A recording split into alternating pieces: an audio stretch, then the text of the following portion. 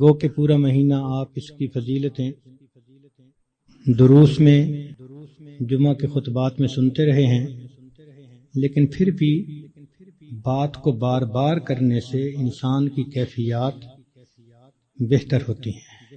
قرآن مجید کی گواہی ہے، فذکر فإن الذکریٰ تنفع المؤمنین۔ اے میرے محبوب صلی اللہ علیہ وسلم، آپ نصیحت کیجئے، نصیحت ایمان والوں کو فائدہ دیتی ہے۔ تو وہی باتیں دوبارہ سنیں گے تو دل میں ممکن ہے ایک نیا جوش، ایک نیا ولولہ بیدار ہو جائے اور بقیہ ایام ہم زیادہ اچھے انداز سے گزار سکیں۔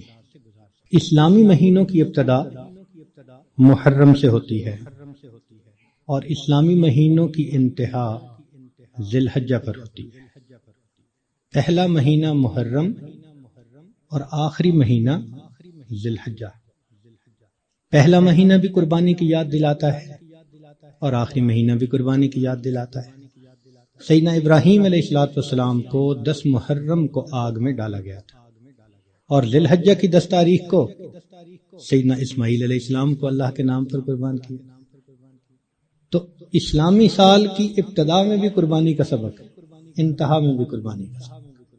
اب اگر اس سال کے 2 حصے کیے جائیں تو 2 ششماہیاں بنتی ہیں، پہلے 6 مہینے اور دوسرے 6 مہینے۔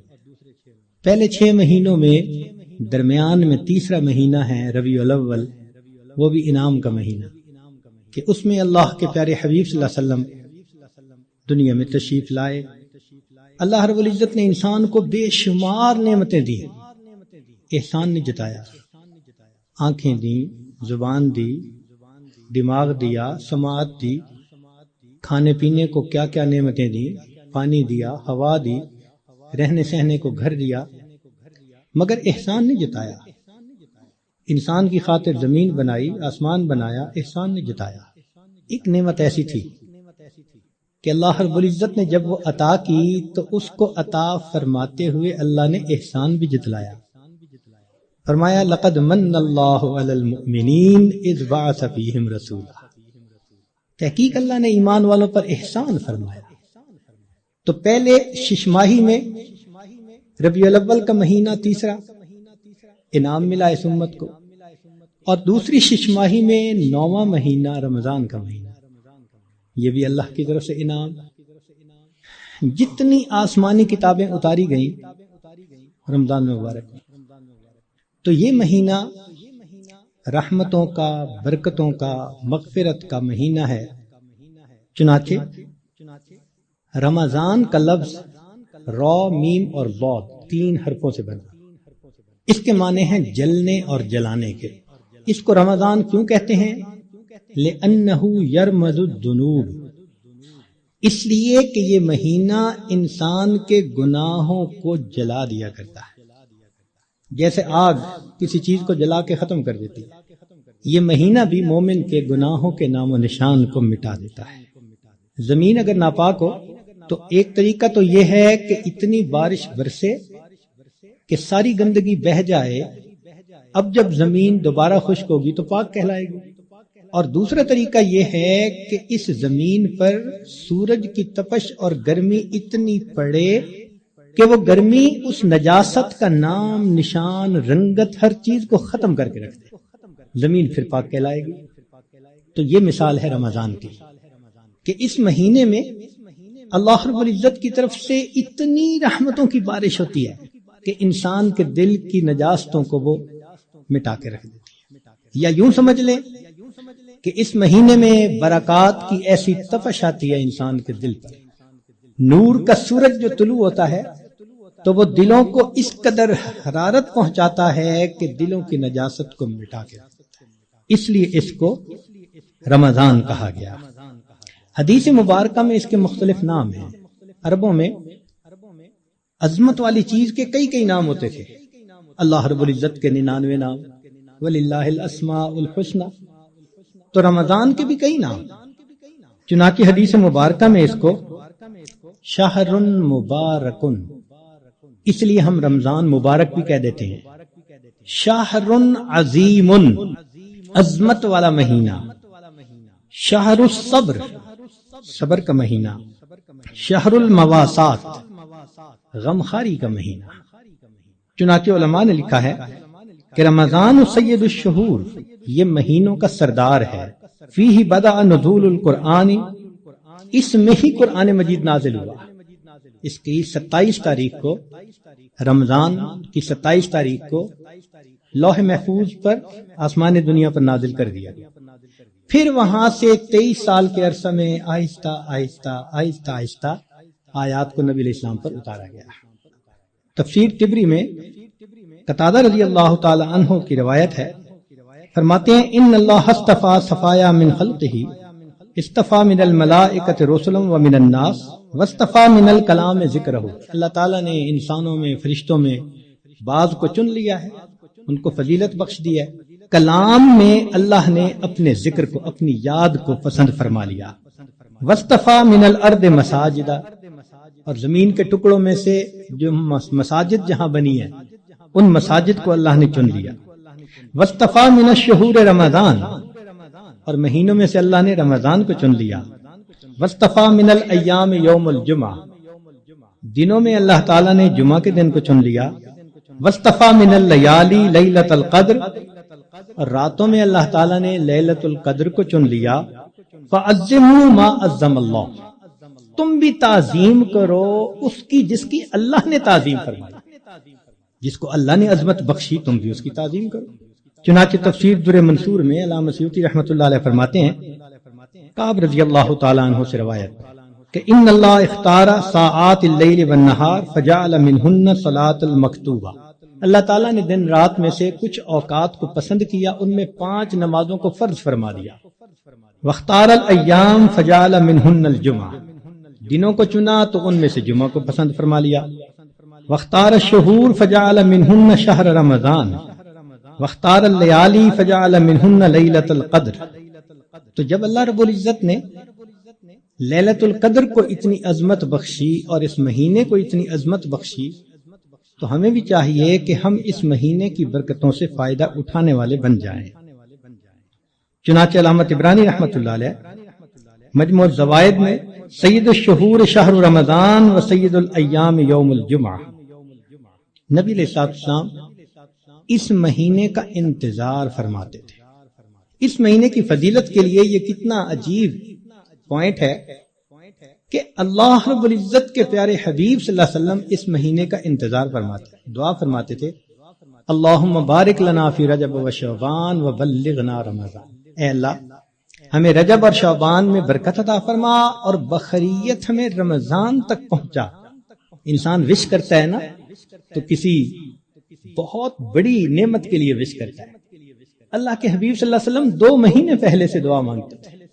جب بڑے کسی چیز کو بڑا کہیں تو واقعی بڑی ہوتی ہے۔ اللہ کے پیارے حبیب صلی اللہ علیہ وسلم نے اس مہینوں کو شہر عظیم کہا، بڑا مہینہ۔ چنانچہ مسلم شریف میں ابو ہریرہ رضی اللہ عنہ سے روایت ہے کہ الصلوات الخمس والجمعۃ الی الجمعۃ ورمضان الی رمضان مکفرات ما بینہن اذا اجتنبت الکبائر، اگر کبائر سے بچا جائے تو جمعے سے جمعہ 5 نمازیں اور ایک رمضان سے دوسرے رمضان تک کے جتنے گناہ ہوتے ہیں وہ سارے کے سارے اللہ تعالیٰ معاف فرما دیتا ہے۔ چنانچہ کنز المال میں لکھا ہے کہ اذا سلمت الجمعہ تو سلمت الایام، جمعہ اگر اچھے انداز سے کسی نے گزار لیا تو باقی دن بھی اس کے اچھے گزر جائیں گے۔ وَإِذَا سَلِمَ رَمَضَانُ سَلِمَتِ السَّنَةُ، اور جس نے رمضان اچھے انداز سے گزار دیا آنے والا پورا سال اس کا اچھا گزار دیا جائے گا۔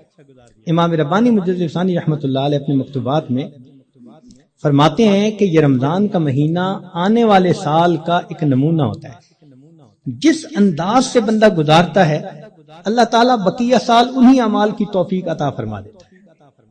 مثال کے طور پہ ایک نوجوان اگر چاہتا ہے کہ میں اپنی آنکھوں کا پرہیز کروں، غیر محرم سے اپنی آنکھوں کو بچاؤں، تو وہ رمضان میں اس کی مشق کر لے۔ اگر پورا رمضان غیر محرم سے نظر بچا لی، بقیہ پورا سال اللہ اس کو توفیق عطا فرما دے۔ آپ پورا رمضان تہجد کی پابندی کر لیجئے، تلاوت کی، اعمال کی پابندی کر لیجئے، اور پھر دیکھیے بقیہ پورا سال وہ کام کس طرح آسان ہو جاتے ہیں، اللہ تعالیٰ توفیق دے دیتے ہیں اس بندے کو۔ اس لیے ہمارے اکابر رمضان کو بہت اہتمام کے ساتھ گزارتے تھے، بلکہ بخاری شریف کی روایت ہے کہ ایک صحابیہ حج پہ جانا چاہتی تھی، خاوند نے نہ کر دی۔ پوچھا بھی کیوں؟ اس نے کہا سواری نہیں ہے۔ اس نے کہا فلاں اونٹ تو ہے۔ اس نے کہا وہ میں نے صدقے کی نیت کر لی، اب وہ میرا نہیں، وہ اللہ کا ہے، اب میں تمہیں نہیں لے کے جا سکتا۔ خاموش ہو گئی۔ خاوند جفت کر کے واپس آیا تو وہ عورت نبی علیہ السلام کی خدمت میں حاضر ہوئی۔ اے اللہ کے حبیب صلی اللہ علیہ وسلم، میرا بڑا جی چاہتا تھا میں حج کروں، مگر میرے خاوند نے کہا کہ سواری نہیں، اور میں نے صدقے کا اونٹ تھا بتایا تو اس نے کہا میں اس کو نہیں استعمال کر سکتا۔ تو نبی علیہ السلام نے پہلے تو خاوند کو سمجھایا کہ دیکھو یہ حج کا عمل بھی اللہ کے راستے میں جانے والا عمل تھا، تم اگر اس اونٹ پر اس کو یہ حج کروا دیتے تو اس میں کوئی حرج نہیں تھا، مگر ساتھ ہی یہ فرما دیا اس عورت کو کہ اچھا اب تم رمضان میں عمرہ کر لینا، اللہ تعالیٰ تمہیں میرے ساتھ حج کرنے کا ثواب عطا فرمائے۔ یہ بخاری شریف کی بات۔ تو رمضان مبارک کو اللہ رب العزت نے ایسی فضیلت عطا فرمائی۔ چنانچہ کنز المال میں ہے کہ اذا کان اول لیلۃ من شہر رمضان صفدت الشیاطین ومردت الجن، کہ جب رمضان کی پہلی رات آتی ہے تو شیاطین، سرکش جن، ان کو قید کر دیا جاتا ہے، باندھ دیا جاتا ہے۔ خبردار میرے پیارے حبیب صلی اللہ علیہ وسلم کے امتیوں کے روزوں کو تم خراب نہ کر سکو، تو شیاطین کو باندھ دیا جاتا ہے۔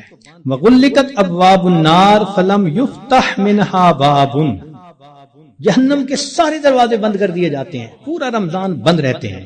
وفتحت ابواب الجنت فلم یغلق منہا باب، اور جنت کے سارے دروازے کھول دیے جاتے ہیں اور ان دروازوں کو پورا مہینہ بند نہیں کیا جاتا۔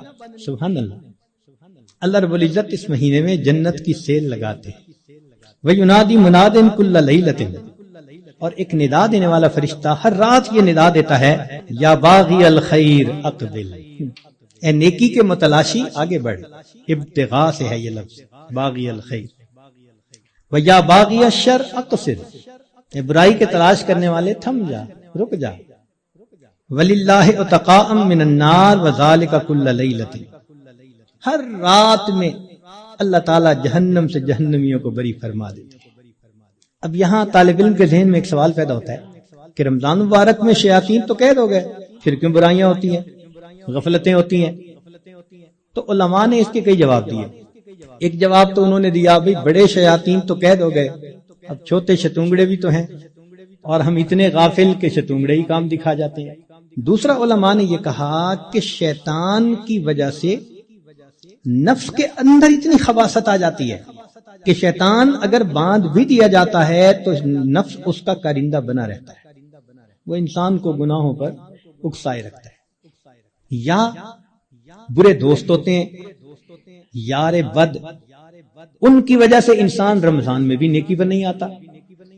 مگر اس کی خوبصورت مثال یہی ہے کہ جیسے لوہے کو بھٹی میں گرم کرے نا تو سرخ ہو جاتا ہے، پھر اس کے بعد اس کو بھٹی سے نکال لیں تو وہ 1 منٹ میں ٹھنڈا نہیں ہوتا، وہ گھنٹہ 2 گھنٹے گرم رہتا ہے۔ تو شیطان نے انسان کو گناہوں کی بھٹی میں اتنا گرما دیا ہوتا ہے کہ ان لوگوں کے لیے رمضان کا مہینہ آ بھی جاتا ہے تو وہ گرمی اسی طرح موجود رہتی ہے۔ نبی علیہ السلام نے ارشاد فرمایا، من وافق موتہ عند القضاء رمضان دخل الجنہ، جس بندے کو رمضان المبارک کے اندر موت آ گئی، اللہ تعالیٰ اس کو جنت کے اندر داخل فرما دیتے ہیں۔ سیدہ عائشہ صدیقہ رضی اللہ تعالیٰ عنہ فرماتی ہیں کہ کان رسول اللہ صلی اللہ علیہ وسلم یجتہد فی رمضان ما لا یجتہد فی غیرہ، مسلم شریف کی روایت کہ رمضان المبارک میں نبی علیہ السلام عبادات میں اتنی محنت فرماتے تھے، مشقت اٹھاتے تھے کہ رمضان کے علاوہ کسی اور مہینے میں اس قدر محنت نہیں فرماتے۔ اس سے معلوم ہوا کہ خاص اہتمام فرماتے تھے۔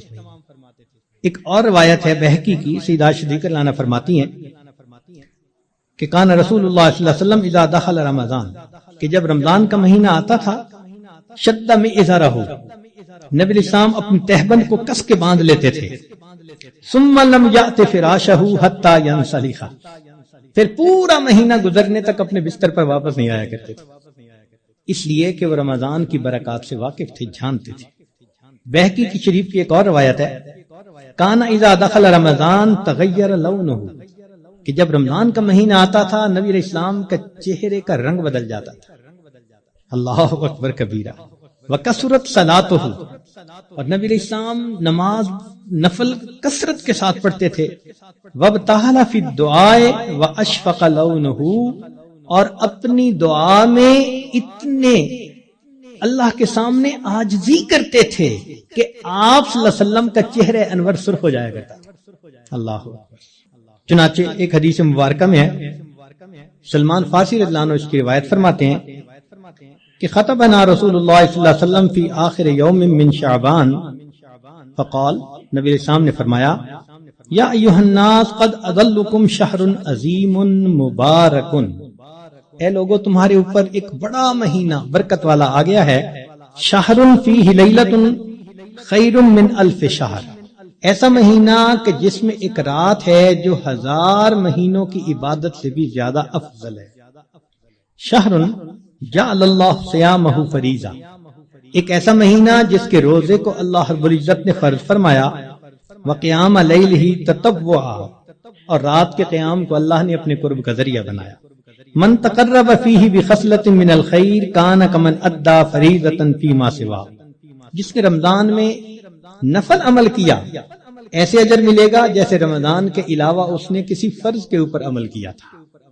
ومن ادى فریضۃ فیہ کان کمن ادى 70 فریضۃ فیما سوا، جس نے ایک فرض پر عمل کیا اس کو 70 فرض جو غیر رمضان میں ہوتے ہیں اس کے برابر اجر عطا کیا جاتا ہے۔ یہاں سے معلوم ہوا کہ اللہ رب العزت رمضان مبارک میں انسان کے اعمال کا ریٹ 70 گنا بڑھا دیتے ہیں، ملٹیپلائی، سبحان اللہ۔ ایک ایک عمل کو دنیا ریٹ انکریز کرتی ہے تو 10% اور 20%، 10واں حصہ 20واں حصہ، اللہ تعالیٰ ریٹ بڑھاتے ہیں تو کیا 70 گنا، 70 سے ضرب دے دی، اس لیے کہ وہ شہنشاہ حقیقی ہے، وہ اپنے بندوں کو اتنا اجر دینا چاہتا ہے کہ ان کے گناہوں کی ظلمتیں ختم ہو جائیں۔ تو ایسے وقت میں ہمیں بھی چاہیے کہ ہم اپنے اعمال اللہ رب العزت کے حضور پیش کریں۔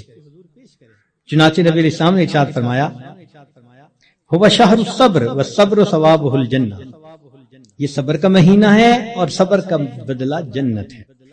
وہ شہر المواسات، غمخاری کا مہینہ، سبحان اللہ۔ چنانچہ اسی حدیث میں آگے نبی علیہ السلام نے ارشاد فرمایا کہ اولہ رحمت، اس مہینے کے پہلے 10 دن رحمت، واوسطہ مغفرۃ، درمیان کے 10 دن مغفرت کے، وآخرہ عتق من النار، اور آخری 10 دن آگ سے آزادی کے۔ وہ کیسے؟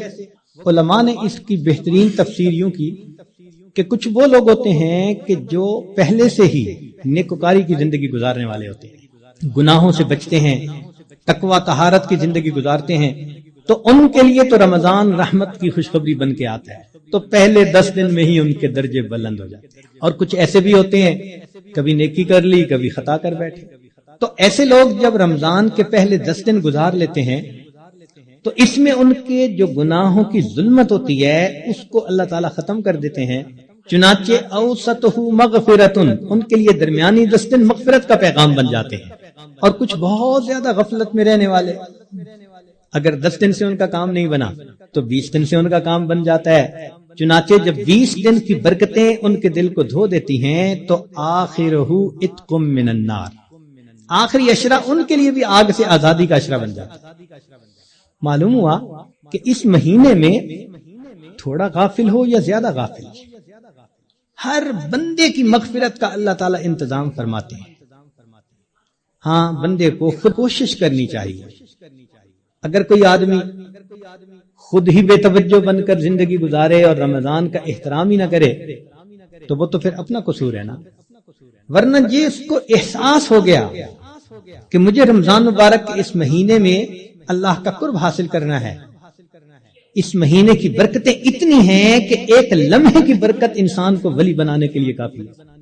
امام ربانی مجدد ثانی رحمۃ اللہ علیہ فرماتے ہیں مکتوبات میں کہ اے کاش پورے سال کی برکتوں کو رمضان المبارک کی برکتوں کے ساتھ وہ نسبت ہوتی جو ایک دریا کو سمندر کے ساتھ ہوتی ہے، مگر وہ بھی نہیں ہے۔ اس مہینے کی برکتیں اتنی زیادہ ہیں، اللہ اکبر کبیرہ۔ چنانچہ نبی علیہ السلام نے ارشاد فرمایا کہ وَاسْتَكْثِرُوا فِيهِ مِنْ 4 خصال، 4 اعمال اس مہینے میں زیادہ کرو۔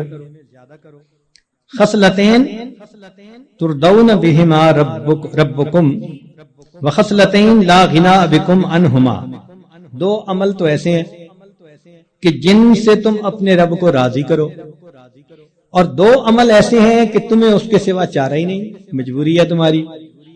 اللتان تردون بہما ربکم، وہ 2 باتیں کہ جس کو ذریعے تم اپنے رب کو راضی کرو، فشہادت اللہ الہ الا اللہ وتستغفرونہ، یعنی کلمے کا ورد زیادہ کرنا، تحلیل زیادہ پڑھنا اور استغفار زیادہ پڑھنا، یہ 2 عمل اس مہینے میں خاص طور پر زیادہ کرنے کی ضرورت ہے۔ ان میں ایک تھے حضرت ابراہیم علیہ السلام، وہ اللہ کے خلیل تھے، اللہ سے شدید محبت کرتے تھے۔ ایک مرتبہ اپنا ریوڑ چرا رہے تھے بکریوں کا، تو ایک بندہ قریب سے گزرا اور اس نے اللہ کی تعریف کی، سبحان ذی الملک والملکوت، سبحان ذی العزت والعظمت والہیبت والقدرت والکبریاء والجبروت۔ جب اس نے اللہ کی تعریف اتنے پیارے انداز سے کی تو ابراہیم علیہ السلام کا دل مچل اٹھا۔ تو کہتے ہیں نا، ایک دم بھی محبت چھپ نہ سکی جب تیرا کسی نے نام لیا۔ تو اللہ کا نام سن کے ابراہیم صاحب تڑپ اٹھے، اے بھائی ایک مرتبہ یہ تعریف اور کر دو۔ اس نے کہا اس کے بدلے کیا دیں گے؟ ابراہیم صاحب مبارک ہو، میں اللہ کا فرشتہ ہوں۔ ابراہیم صاحب مبارک ہو، میں اللہ کا فرشتہ ہوں، اللہ نے بھیجا، جاؤ میرے خلیل کے سامنے میرا نام لو، اور پھر دیکھو وہ کہتے ہیں میرے نام کے کیا دام لگاتا ہے۔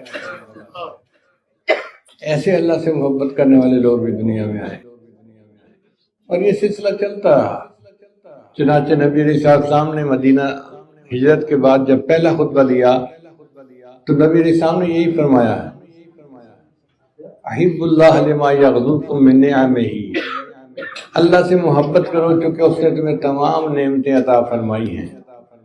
ہم اگر نعمتوں پر غور کریں کہ اللہ نے ہمیں جو دی ہیں تو دل چاہتا ہے کہ اپنے محسن سے انسان محبت کرے، اور نبی علیہ السلام نے فرمایا احبونی لما حب اللہ، اور مجھ سے محبت کرو کہ اللہ مجھ سے محبوب فرماتے ہیں، مجھے محبوب رکھتے ہیں۔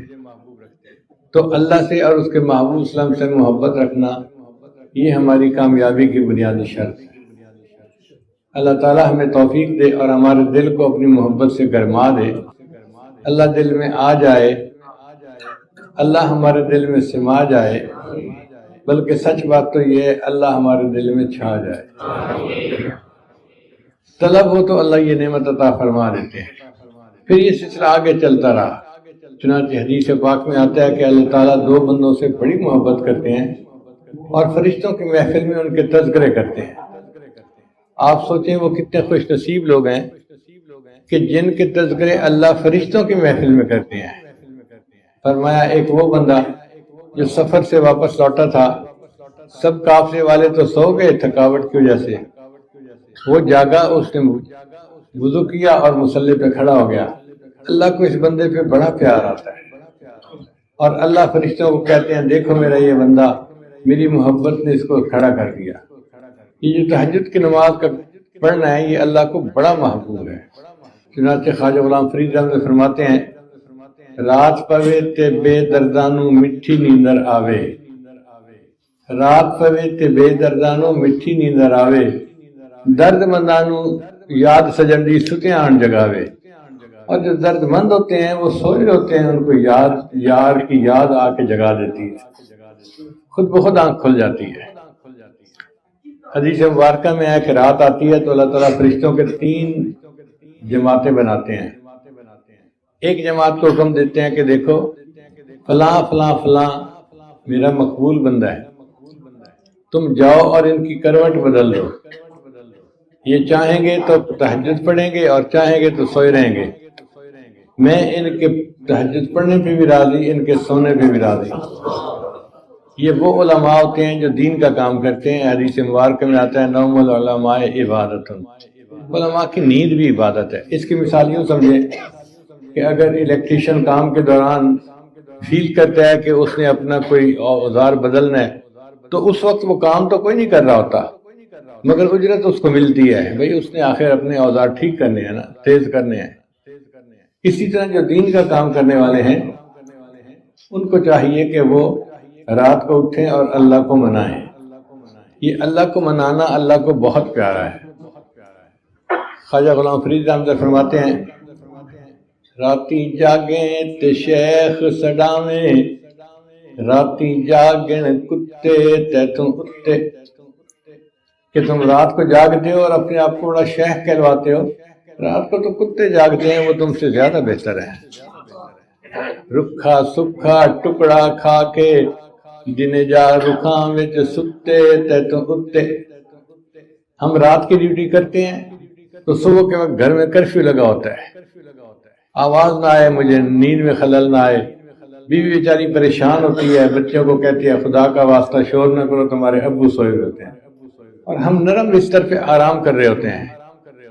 کتے کو دیکھو ساری رات ڈیوٹی دیتا ہے اور دن میں اس کے لیے کوئی بستر نہیں ہوتا، کسی درخت کے تنے کے ساتھ، دیوار کے سائے کے ساتھ وہ جا کے لیٹ جاتا ہے بغیر بستر کے۔ تو کتے تو پھر زیادہ بہتر ہوئے نا۔